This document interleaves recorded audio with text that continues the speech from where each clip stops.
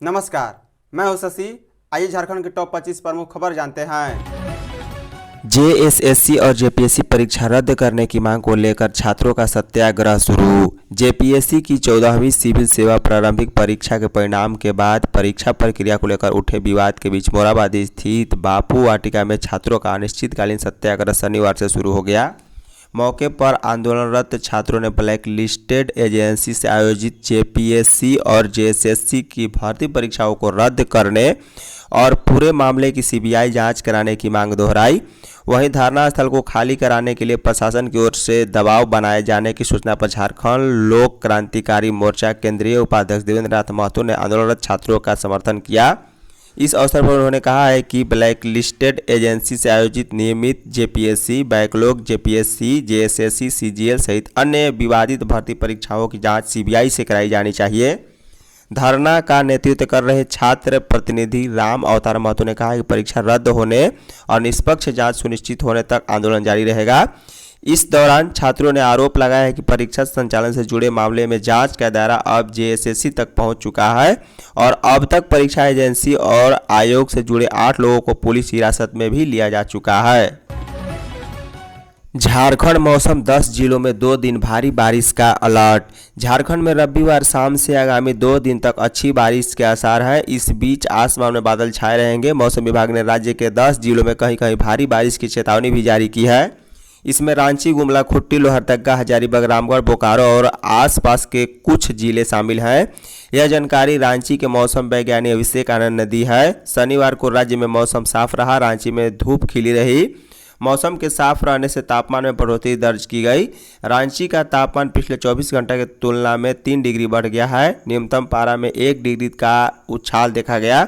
वहीं झारखंड की बात करें तो सर्वाधिक तापमान सरायकेला का 33.4 डिग्री रहा है। मौसम विभाग के अनुसार बंगाल की खाड़ी पर एक निम्न दबाव क्षेत्र बनने से मौसम में यह बदलाव हो रहा है। वहीं यह निम्न दबाव क्षेत्र बंगाल के गंगा क्षेत्र और उड़ीसा के तटीय भाग पर केंद्रित है। दूसरे राज्यों के वोटर झारखंड में हो सकते हैं स्थानांतरित। के रवि कुमार, मुख्य निर्वाचन पदाधिकारी के रवि कुमार ने शनिवार को निर्वाचन सदन से वीडियो कॉन्फ्रेंसिंग से राज्य के सभी जिलों के उप निर्वाचन पदाधिकारियों के साथ बैठक की। एसआईआर कार्य की समीक्षा की। उन्होंने अधिकारियों को सख्त निर्देश दिए हैं कि 29 जुलाई तक नॉमिनेशन फेज के सभी कार्यों को हर हाल में पूरा कर ले। के रवि कुमार ने कहा है कि कुछ मतदाता झारखंड में रहते हैं लेकिन किसी कारण से अन्य राज्य जैसे बिहार या पश्चिम बंगाल के एसआईआर में वहां की मतदाता सूची में निबंधित हो गए हैं। ऐसे मतदाता अगर अपना नाम वर्तमान में झारखंड में चल रहे एसआईआर के क्रम में यहाँ की मतदाता सूची में स्थानांतरित करना चाहते हैं तो दावा आपत्ति अवधि में 5 अगस्त के बाद फॉर्म 8 और घोषणा पत्र भरकर झारखंड की मतदाता सूची में अपना नाम स्थानांतरित कर सकते हैं। उन्होंने कहा है कि मतदाता सूची की शुद्धता के लिए किसी भी मतदाता का नाम केवल एक विधानसभा क्षेत्र में एक बार ही अंकित हो, इसकी डुप्लीकेसी नहीं हो, इसे भी सुनिश्चित करना है। के रवि कुमार ने कहा है कि नॉमिनेशन फेज के अब केवल 4 दिन शेष बचे हैं। राज्य के अधिकतर पात्र मतदाताओं ने फॉर्म जमा कर दिया है, पर कुछ मतदाताओं के फॉर्म हस्ताक्षर न होने या अन्य विशेष कारणों से लंबित है। उन्होंने अपील की है कि वे फॉर्म भरकर जमा करें।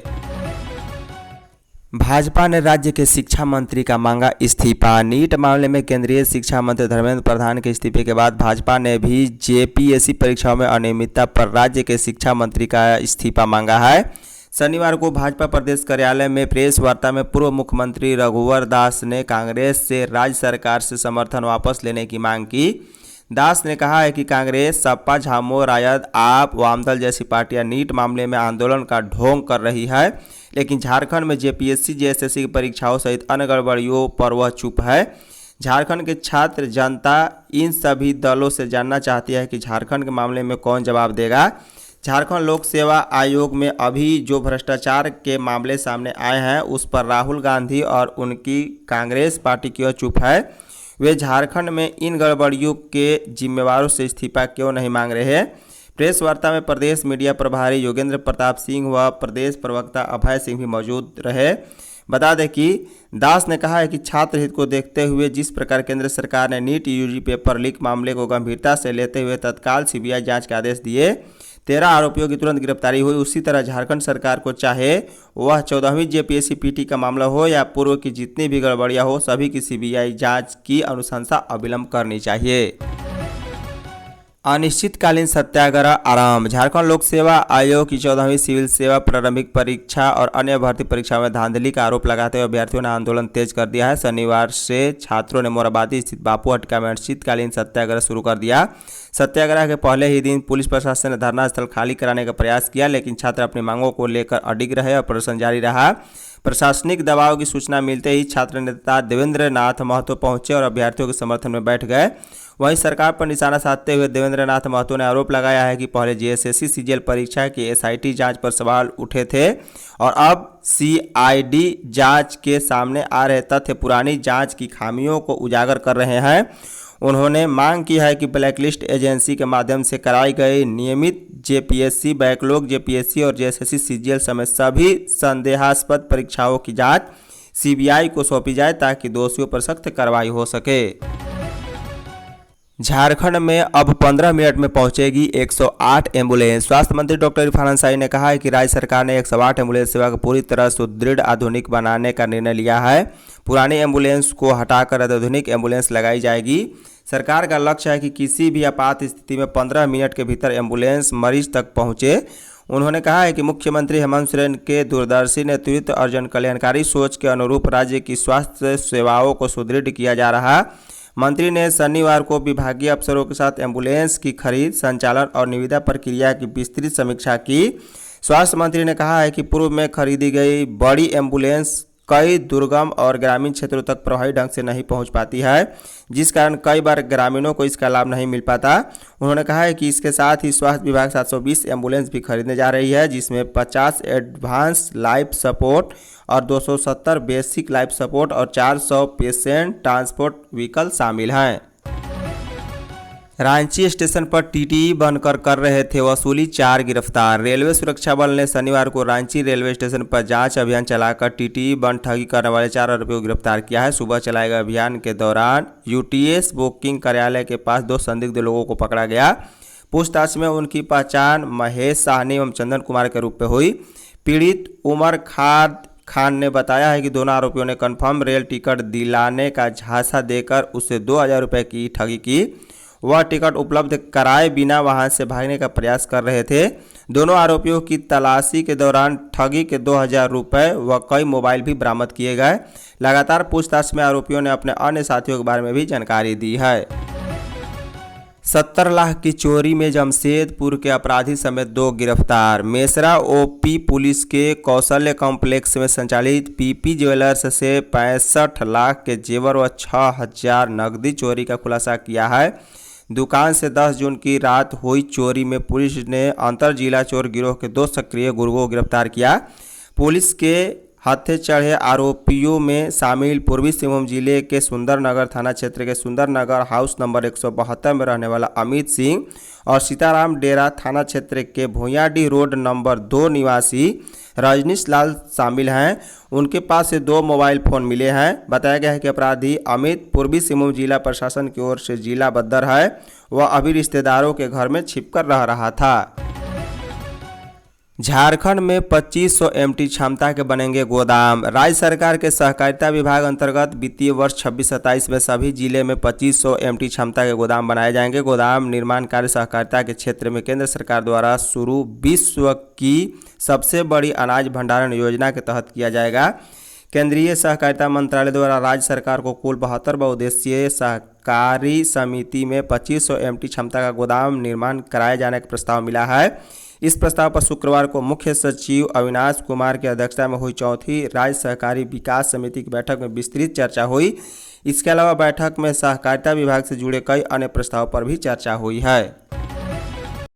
हॉकी इंडिया के महासचिव के खिलाफ विरोध प्रदर्शन। हॉकी इंडिया के महासचिव भोलानाथ सिंह को पद से हटाने की मांग को लेकर शनिवार को आदिवासी संगठनों और हॉकी खिलाड़ियों ने विरोध प्रदर्शन किया है।